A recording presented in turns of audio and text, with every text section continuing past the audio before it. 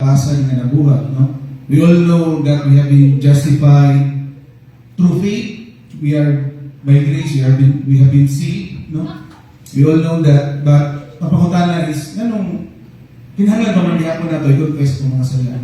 Because kung kay hangtod ka roon, ang sala nga ito nabuhat, offensive diha ko siya sa tubangan sa Diyos. Yung nga ito ang prayer meeting tonight, hindi siya mahimang acceptable kung dili na ito ni-confess sa Ginoo ito mga sala. No, and kaya kung sa lakong una nagababag sa itong fellowship sa Ginoo. But in 1 John 1:9, nag-ingon ang Ginoo na ngayon si Paul Dere, na if we confess our sins, ang Diyos, He is faithful and just to forgive us our sins and cleanse us from all unrighteousness. Isip ko sa Kristohan, nung niluwas, we have to confess our sins. So let us bow down our heads. This is not about being saved, but also ang pagkinabuhi isip ko sa kaniluwas. And also we have to enjoy it. And since we have made sins, we have to confess the acts of the banner sa Diyos. Ngayon, so let us pray.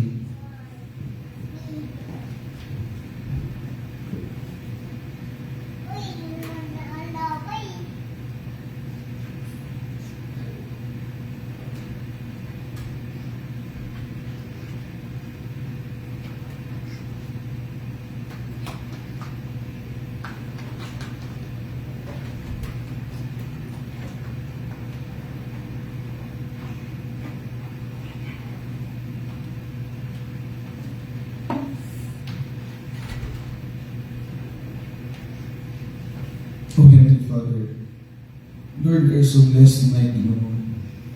Kung kayo mga tulong because and magtapok to pray together, to sing together, to listen, Lord, sa mga pulong. Pan, Lord, namin mga nataguan sa mga kasagyasa.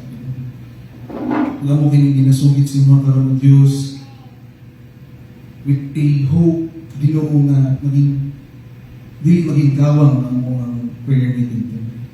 Ang mga prayers, O God, musaka diya sa mga trono, O Diyos. Ikaw maminaw ni. Just help us, O God. Give us understanding. Labi na ang patience ni. Just cleanse us of our righteousness, O God. Ikaw lang ang naigahong Ginoo sa paglabi. Give us the joy sa mga fellowship tonight, Ginoo. Ginamit ko, Lord, niya. Ikaw mag-amping sa mga eksulan na may magmadali, maabot sa kadaling safe. Salamat ni Lord sa nunay for the whole 2025 and naging faithful ka na mo. Kasamuha, Ginoo. Karoon na to, Lord, ang isugan ang 2026 first Friday of the year prayer meeting. Tungod na po ikaw nag-post na namin. Salamat ni Diyos na pribiliyo. Pinagdanan, Lord, ang pasalamatan, salig niya kanimo. In the name of Jesus Christ, who is mighty to save. Amen. Karoon, ng iso na, ang ginahatag ang panahon ka, Pastor Jonah, Pastor ang singing. Kaya alam sa ito mga pag-awit, mag-awit at mga hymns na pang New Year, sa itong awit ko ng Each Step I Take. Lingkod lang ta, manindot ka dito sa ito ang second song na ang title is Trust and Obey. Okay? Many of you know this, so we can sing this song loudly. Sige, let's sing this song, Each Step I Take. Hindi ba pang New Year ang kanta? No? Pang New Year din siya, no? Sige. Mas kapagamay.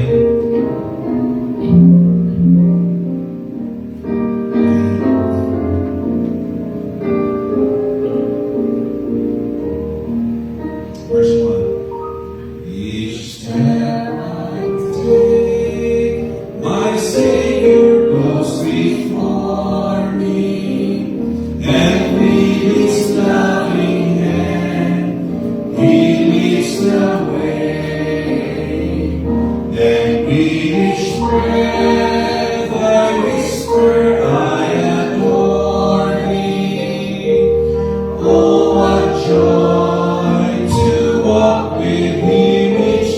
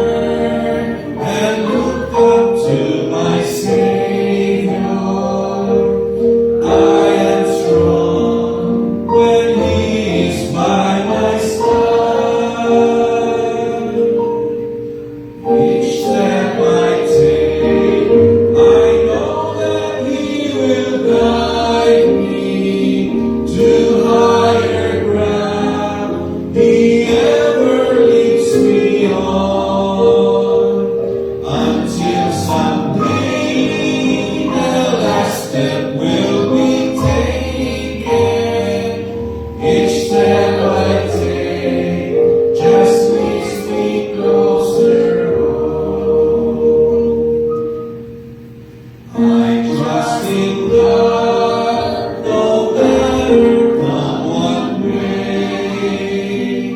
For life eternal is in His hands. He holds the key that opens up the way that will lead me to the promised land.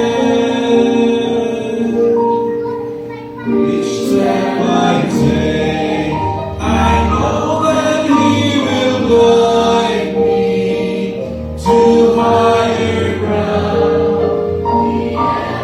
Leads me on until someday the last step will be taken. Each step I take just makes me closer.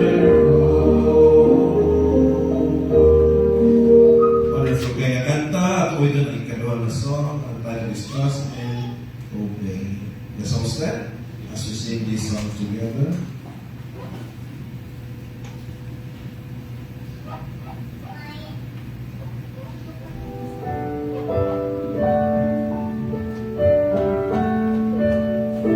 Okay, verse 1, all together, when we walk with the Lord. When we walk with the Lord in the light of His word, what a glory He sheds on our way.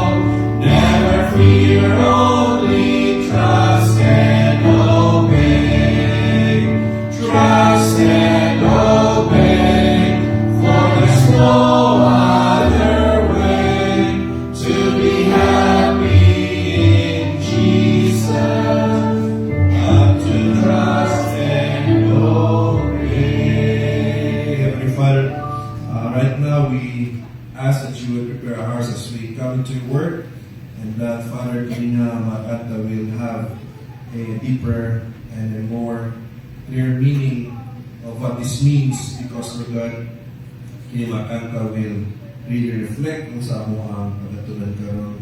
Truly so, Father, each step that we will take this year, dahil ka makauban sa mua, and that we just trust you, and then, because we trust you, we will obey you, Heavenly Father. Now, whatever it is that is your plan for us, we know it will, Lord, that it be for the good of your people, Lord.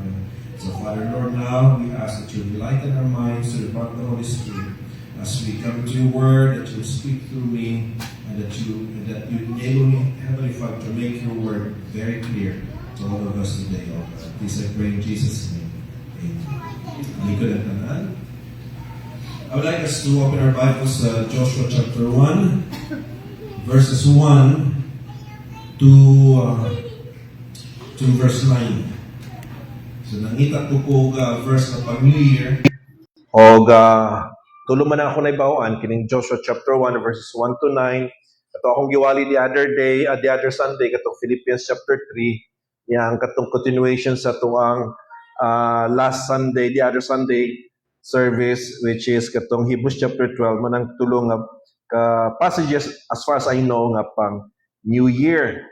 And so for this prayer meeting na to, this third verse that I know, this third passage that I know nga pang New Year gear is kining sa Joshua chapter 1 verses 1 to 9. So what must we do? What must we do to face the new year? Para matumang gid sa atong kinabuhi ang mga plano sa Ginoo sa tuwa. So let's see what we can learn from here. Okay, in verse 1, I read verse 1, then you read verse 2. Now after the death of Moses, the servant of the Lord, it came to pass that the Lord spake unto Joshua, the son of Nun, Moses' minister, saying, come sa verse 2, please.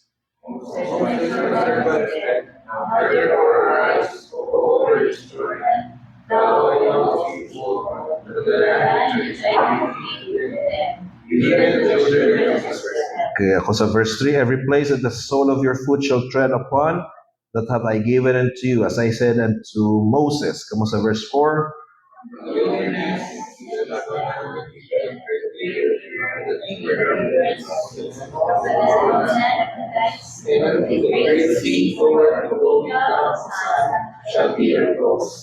Ako sa verse 5, there shall not any man be able to stand before thee all the days of thy life. As I was with Moses, so I will be with thee. I will not fail thee, nor forsake thee. Now, before we proceed sa verses 6 to 9, let me just give you a background of this passage.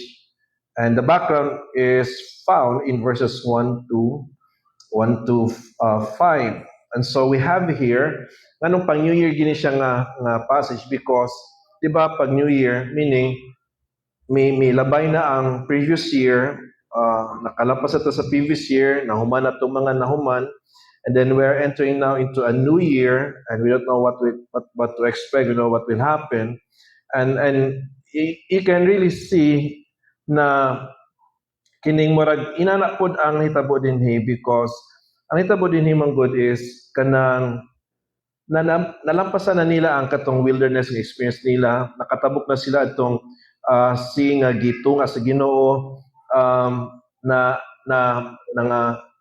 nangamatay na itong mga kalaban, katong mga Egyptians, and most of all, namatay na si Moses. Okay? Katong tanan nga ilang na-experience dito sa wilderness, nahuman na ito tanan. And now they are entering into a new stage, a new phase sa ilahang pagka-people. What are these something new? Number 1, si Joshua na ang bagong leader. Siya na ang mipuli ka Moses. Unya, nalampasan nila ang wilderness, ang Red Sea. They are now about to enter the promised land. Kanang pag-enter niya sa promised land, mo nang new year, mo nang quote-unquote new year. They are now entering into the promised land. Okay? Kining ako para ka Moses, sakit kay para sa kuha Pero ana mo ginano ang plano sa Ginoo di ginato masabtan. Si Moses ang naghago gyud ang nagantos na balid niya ang mga Israelites from Egypt to the wilderness hangtod anya katong nakaabot na gyud sila sa entrance sa promised land. Mao puy time nga namatay si Moses. Moses kanang did not see the promised land. Moses did not reach the promised land. Ang nakaabot sa promised land was his successor nga si Joshua. Okay? Kabul mo sa reason, grabe kayo, you say, yes, God is gracious. God is merciful, pero gipakita po sa Ginoo ang the other side of Him, katuganing pag-ingon sa Ginoo ka Moses, ikuan lang, itapik lang ang imong rod, anang bato, kay nay muagas nga tubig. Nay muagas nga tubig, kay giuhaw man ka ang mga tao, nang ita man ka sila tubig, sige, itapik ng imong rod sa bato. Kung sa gibuhat ni Moses, gibusdak man niya ang rod dito sa bato. Sa iyang stab dito sa bato, gibusdak sa kalagot sa mga Israelites, kay ulo, reklamador, idolaters. And so sayang kasuko, gibusdak niya in disobedience sa gisulti sa Ginoo saya nga itapik lang. Just because of that. Just because of that. Padud pa sa Ginoo, you will not see the promised land. Di na ito masabot ng Ginoo. Naay mga failures na ito nga palampason niya. Naay mga sins na ito nga kung na may consequence, dili ka ng something kanang very painful. But for Moses, it was. And he may have a reason nganong iyang gibusdak ang iyang rod because he was angry with the Israelites. Pero lagi di man gusto mo ang gisugo sa Ginoo sa iya, no? More bagkat to ganing hapit na nahulog ang Ark of the Covenant niya na ay gusto mo salo to protect the Ark of the Covenant. His intention was good, but he was not commanded to touch the Ark of the Covenant. He was not qualified. He was not trained to do so. Most of all, he was not authorized or commanded by God to hold or to touch the Ark of the Covenant. But his intention was correct. Kabalo sa nitabuan itong tao, namatay dayon, gipatay sa Ginoo pagkahuman. So, but anyway, going back, kay ako ba yung New Year's resolution when it comes sa preaching, every prayer meeting, 15 minutes na lang. Kanya, Sunday morning service, 30 minutes na lang. Oo. Ang ubang mga membro nga nakailan sa kuha, di na sila mutuo sa kuha. Kay kapila na ako na New Year's resolution, pero pasig karon mutuo na mo, no? Okay? Katong sa debut ni Chian, wala to 15 minutes. Kaya accomplishment na kayo ito. And so you have here the background. So pang New Year gini siya nga topic nga passage because nahuman na tong ilang experience na they are now entering into a new kind. Okay. So matod pa sa verse 6. Okay, mo niya ang kuan. Mo niya ang ato ang buhaton. Okay, kamo sa verse 6. Ready, go. Be strong and good courage.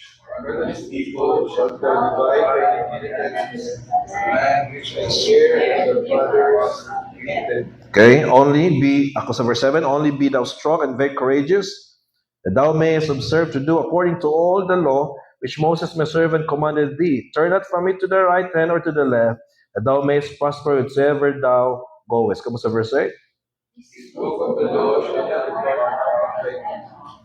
Thou shalt meditate therein day and night. Thou shalt observe according to all that is written.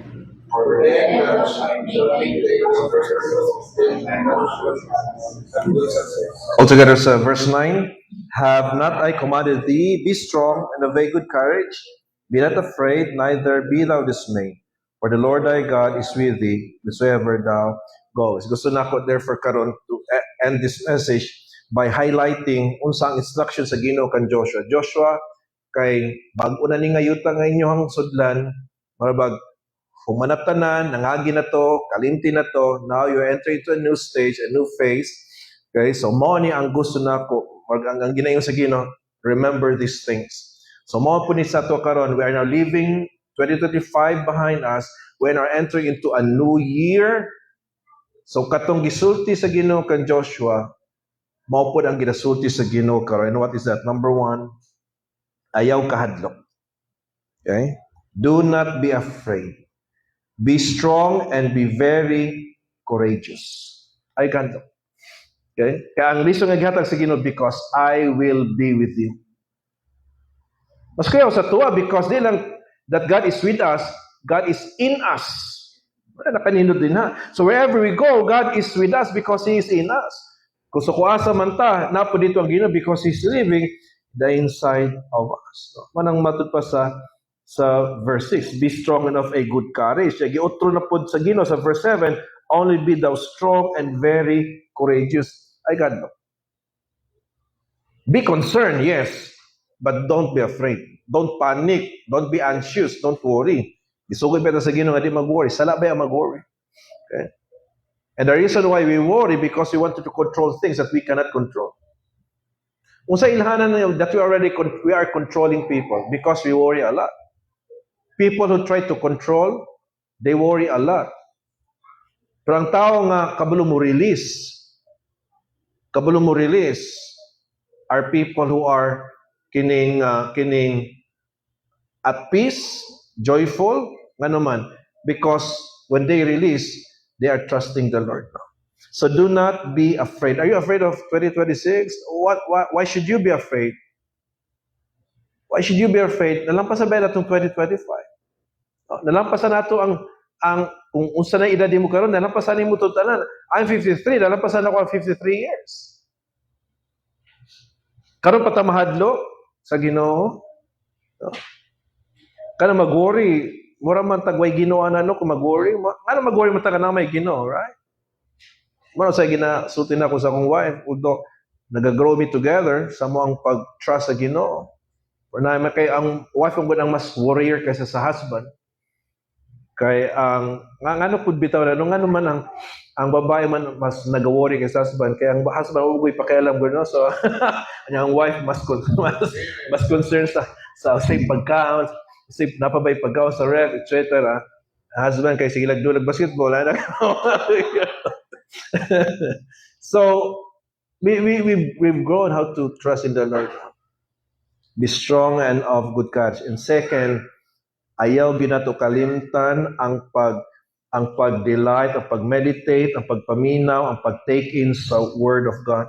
Naman ang iyang gisud sa verse 7. After he said, be thou strong and very courageous, then he proceeds by saying, that thou mayest observe to do according to all the law, which Moses my servant commanded thee, turn not from it to the right hand or to the left, meaning obey. Obey God's law. We are safe kunata sa law sa atong Ginoo. We are safe. Do not turn to the left, do not turn to the right. So meaning, obey lang kita, go straight, trust and obey. Manang ginakanta kanina, trust and obey. Obey lang yun. You know what? Having lived this life for 53 years, it is more than that, I have really seen kanabang nga tinuod yun ang ginasulti sa Bible nga di lang kamuli ko sa right, di lang kamuli ko sa left. If you just obey God's law, you're safe. Ana yun na. Kay ang laws magud sa Ginoo gihatag na for our protection. So pag mo disobey ka, you are exposing yourself to risk, to danger, to pain, unnecessary pain. Okay? So don't turn from the left, don't turn from the right to the right, don't turn to the left. At ang promise, that thou mayest prosper wherever thou goest. Of course, kining prosper diri, dili ni nagatudlog prosperity gospel, dili ni siya material, dili ni siya financial prosperity. This is, prosper here is that he will succeed, he will be prosperous sa calling sa Ginoo sa iyaha. Mo na nga gi-lay down ni sa writer ni Joshua ang verses 1 to 5 para masabtan nato usa maning kining prosperity nga ginapasabot din ni sa verse 7. Niya gibalik na po ng prosperity diha sa verse 8. Then thou shalt make the way prosperous. Yeah, gimension na pila gimension. And then thou shalt have good success. Usa maning success o prosperity nga yang ginayon. Ang will sa Ginoo, ang sugo sa Ginoo siya nga Joshua, lead my people. Patay na si Moses, ikaw na karon in charge, lead my people. Ayaw kahadlok, just obey my laws and you will succeed sa imong pag-lead sa ila. Dili ni siya about material and financial and even physical prosperity. Nga naman, tungod kay naamanggoy mga times nga God will allow us to go through. Physical nga balatian, financial crisis, mga material nga mga losses, part ng guni sa tuang sanctification. But of course, kabalo na maguta sa mga teachings sa mga false religion, nga isa sa mga ilahanan, nga anak ka sa Ginoo is madato gyud ka.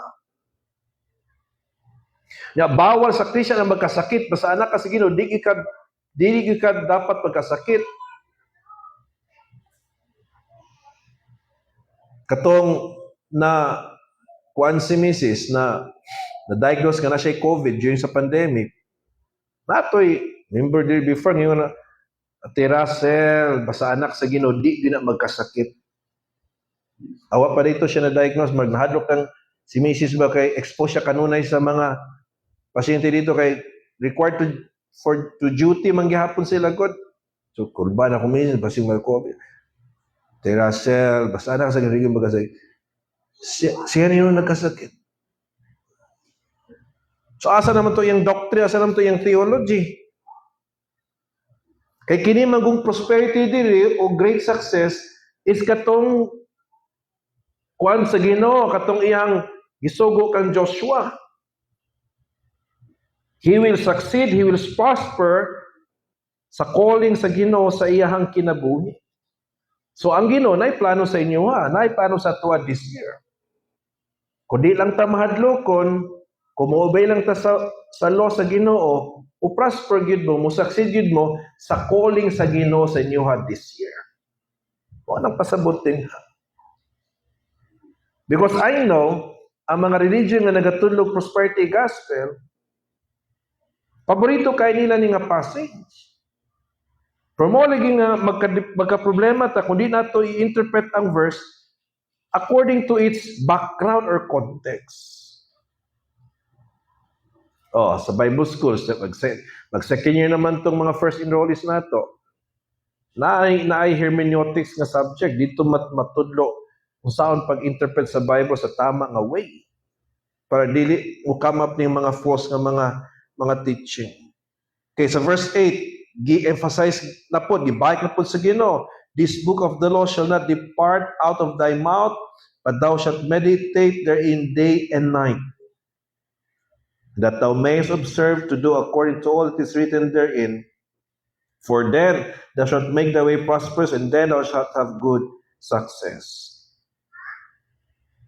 Then, gibalik mo po ng verse, and mag-highlight yun sa Ginoo, have not I commanded thee? So, command yun ang maging strong and maging courageous. So, command yun ang dili mahadlok.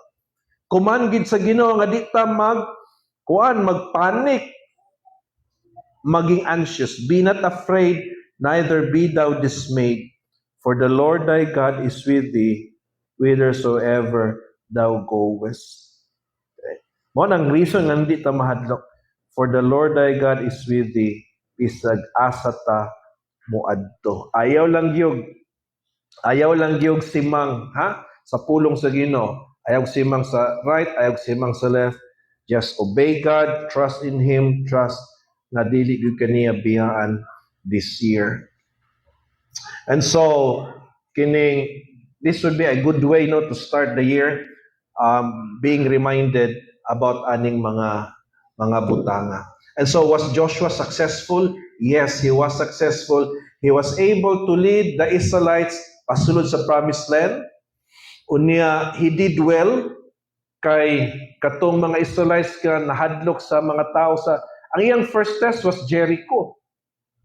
Kay pagsulod nila sa promised land, naamay mga tribes na dito nga nagpuyo, nga hostile kayo.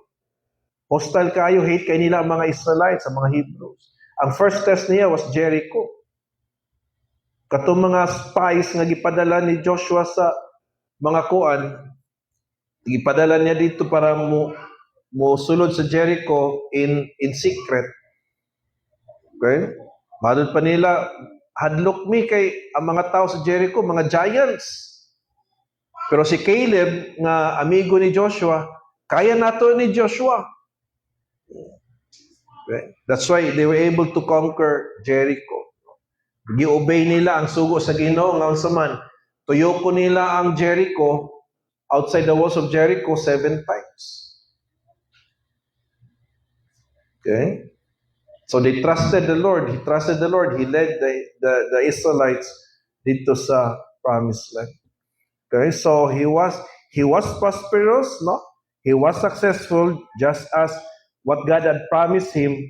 Kung di lang siya mahadlok, kung magsalig na siya sa Ginoo, unya iyang i-obey ang pulong sa Ginoo, ang iyang mga commandments. Mao po na ang sa tuwa karon. Mao po na sa tuwa karon.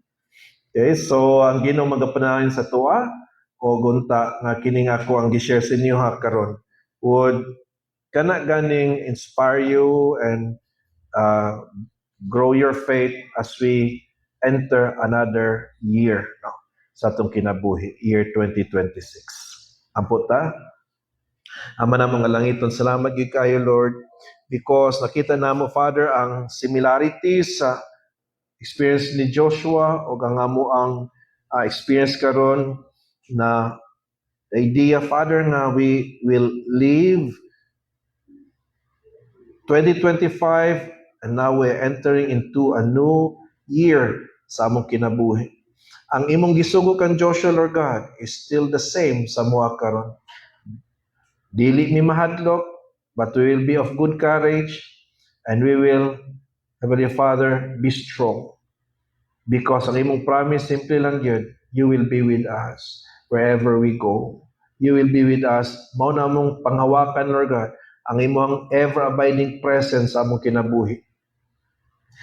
Kung asa man mi, Heavenly Father, ni mo on this year, Lord, we will not be afraid because you are with us and you are in us. And Lord, that we will always, Father, take in, we will always feed upon your word o mo-obey mi sa imong pulong, Lord. Tabangi mi, Father, nga mo trust na ang imuhang mga laws are para sa mga kaayuhan. So kung kami mo disobey, we are destroying our lives. We are endangering our lives. And Father, I pray na dili na namo buhaton tabangi mi, Lord. So we pray, Heavenly Father, for this, na this year, we may not know what tomorrow may bring, but we know who holds our tomorrow. So Father, this I pray in Jesus' name. Amen.